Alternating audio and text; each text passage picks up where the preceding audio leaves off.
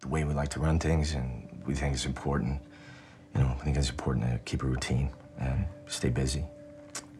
Oh God, I'm sure I'm forgetting a few things.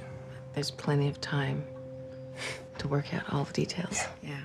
A husband, Joel Edgerton, and his wife and his son live in this cabin in the woods.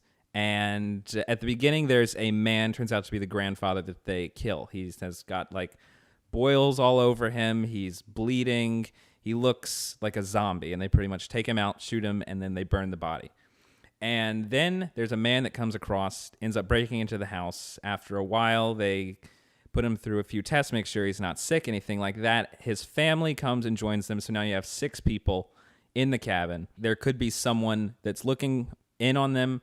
There could be someone that wants to get into the house. You don't really know if you can trust the motives of the family that's come to visit them. They don't really go into what causes the sickness or what the sickness is. And I think that, we can talk about it later, but I think that one of the charming things about it is the little amount of information you have to go on at the beginning and the little bit that they spoon feed you throughout. It's not a movie that's very heavy on plot. It's just a movie that's very heavy on atmosphere. You just know that you more than likely can't trust what's going on. There's an action scene because some people attack their truck, and so they get into an altercation, and there's a fight, and there's blood, things like that. That's pretty much the most amount of action in the movie. Most of the horror is from conversations where you hear someone make a comment and you realize that contradicted something they said 10 minutes before, and you realize you probably can't trust what they're doing anymore. Yeah, it was less of a horror movie, less of a traditional horror movie, and more of like the horrors of human nature.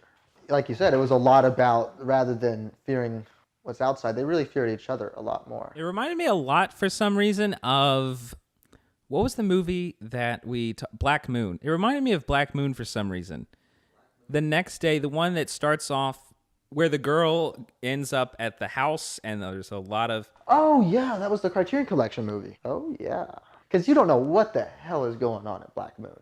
And you really don't know what's going on in It Comes at Night. And that's the scariest part.